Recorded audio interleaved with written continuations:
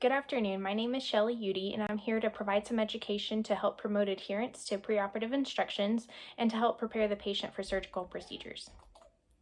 My clinical objectives or my goals are that a patient will be able to verbalize NPO instructions, medications to continue or to stop preoperatively and when, surgical specific preparation or prep instructions, smoking cessation education, and demonstrate use of an incentive spirometer when applicable.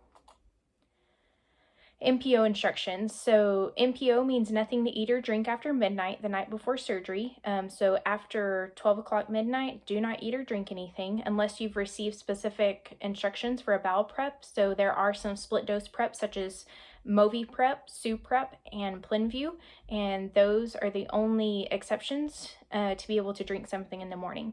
Otherwise, nothing to eat or drink. If you do, this may result in a delay or a cancellation of your procedure.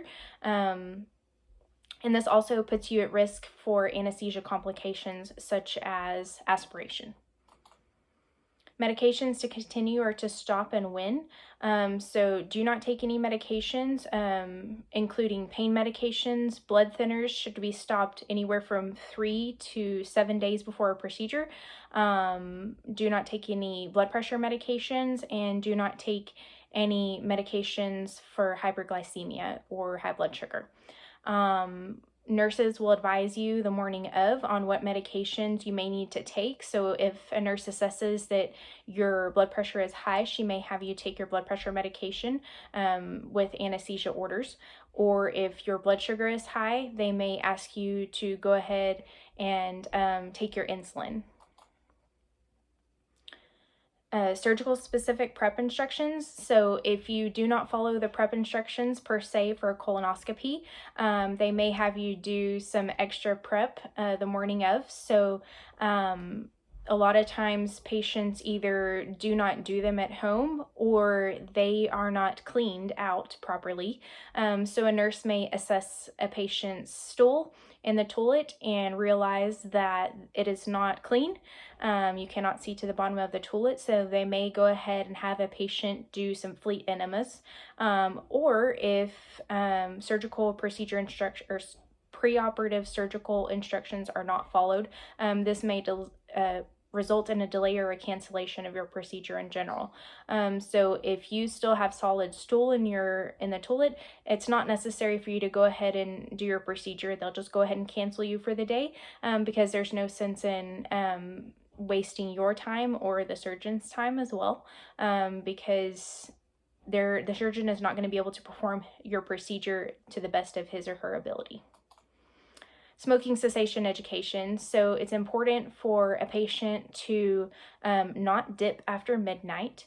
Also smoking. So best case scenario is that a patient is able to stop smoking 2 to 6 weeks before surgery, but we know that that isn't typical.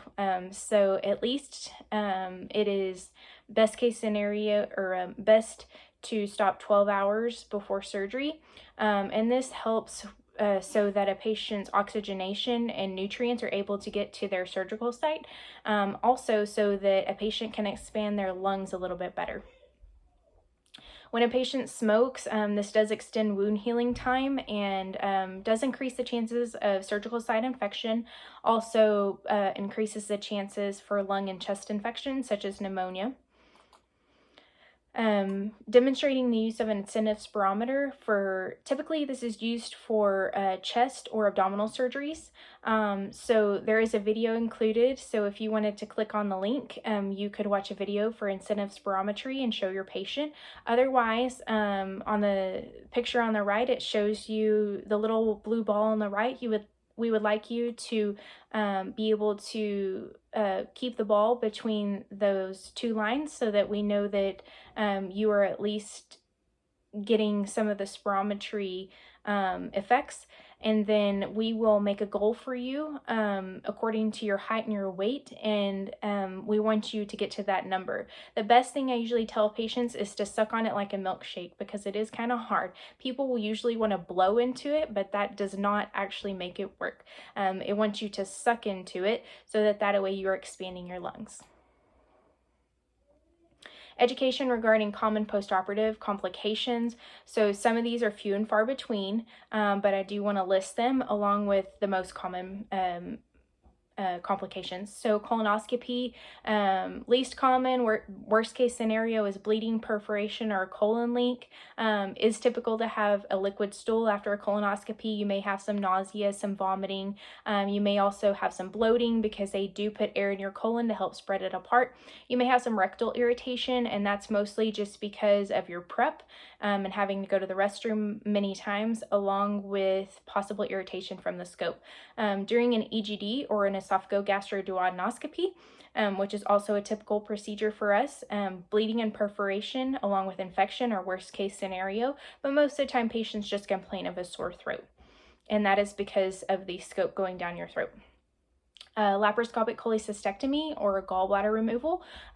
Worst case is bleeding, infection, bowel leak, liver injury, hernia, or an intestinal obstruction, which could also just be constipation. So after an abdominal surgery, it is common to have some delayed motility, so it may take a couple of days before you actually have a good bowel movement, but that's pretty normal because they are manipulating inside the belly.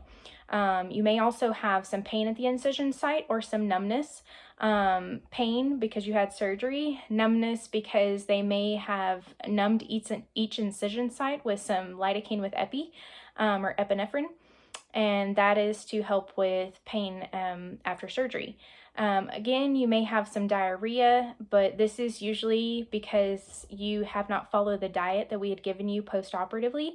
So if you follow the diet, you will not have that. How you have diarrhea is usually because you have eaten something spicy or something that is very greasy. So you want to stay away from those greasy hamburgers and fries right after surgery because you may have that diarrhea. This is just an example of some English preoperative instructions. I just wanted to show people, you know, what lots of hospitals will list on their preoperative instructions. And then this is a Spanish version as well. So patients don't always speak English, so we need to make sure that we are providing patients a Spanish education as well, so that way they are able to read in their native language. And I will go into more detail on that here in a little bit. These are some pre-recorded surgical instructions. So for audiovisual learners, if they want to learn more about a colonoscopy or an EGD or a lap chole, depending on what procedure they're having, these are some videos that you can provide to your patients and have them watch so that way they understand their procedure a little bit better and what happens. Preoperative information. So at my specific hospital, we pre-register them as soon as the doctor's office calls. They need to go pre-register in the hospital at the admissions department in the main lobby and bring their insurance and a valid ID so that the hospital can make copies so that we can go ahead and get them pre-registered in the hospital's computer system. The day before surgery, a patient is to call between 3 and 4 p.m. so that they know what time they need to arrive the next morning. If you're having a Monday procedure, you need to call on a Friday. And then there's the phone numbers listed, and if those phone numbers don't work, you can call the emergency room and they can also advise you. The day of surgery, you must have someone drive you to the procedure. You're not allowed to drive home after receiving anesthesia medications, no matter what procedure you had, whether it was an EGD or a colonoscopy, or whether you had a general procedure. No patient can drive themselves home after their procedure. Make sure that you arrive on time. Again, do not eat or drink unless you have a specific bowel prep that has you that has you drink in the morning. Do not take any medications. Please check in at the emergency room the morning of, and then they will advise you to go to the 4th floor, which is same-day surgery. To access the 4th floor, you need to utilize the elevators that are closest to the emergency room. This is an example of a policy and procedure. So obviously when nurses are providing care, we're going to operate off of our policies and procedures. So if there are any questions, this is where a nurse will go in order to make decisions or to clarify something. Alternative education options. So this is where our Spanish interpreters come in to play. So for audiovisual interpreter services, we have what we call our iPad interpreter. And it is made by Stratus. So on the bottom picture, there is an iPad, and there is a interpreter on there with their name, and they have a specific number assigned to them. So we put their name and specific number on our consents or anything that we use to interpret. So if I use an interpreter on my preoperative checklist, I also list that on there. They provide 20 different languages, or 20 alternative languages that we can use to educate our patients.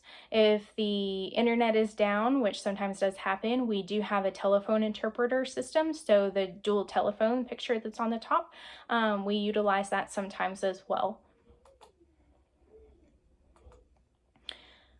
Evaluation methods, patient education comprehension, we use the teach-back technique, and we also use preoperative instructions quiz. So teach-back technique is that you explain something to the patient, you have them repeat it back to you, and then if they don't understand, you repeat it back to them in different words. And if they still don't understand, you can try a different way, or you can utilize another staff member to explain to them.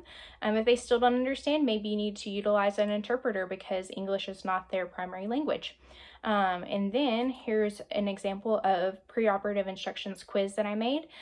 So there's a colonoscopy quiz and there's a general surgery quiz. The main difference is that a colonoscopy patient will not be able to eat or drink regular foods the day before. They can have clear liquids only and no red, orange, or purple dyes, so no red jello. And a patient who is having a general procedure is best to eat a balanced diet, but another option on there is steak and potatoes. And yes, they can eat that, but it's not recommended. Here's some references. And then thank you for listening to my video or my education. And if you have any questions, you can ask me here in just a minute, or you can email me at sddiggs2@buffs.wtamu.edu. Thank you.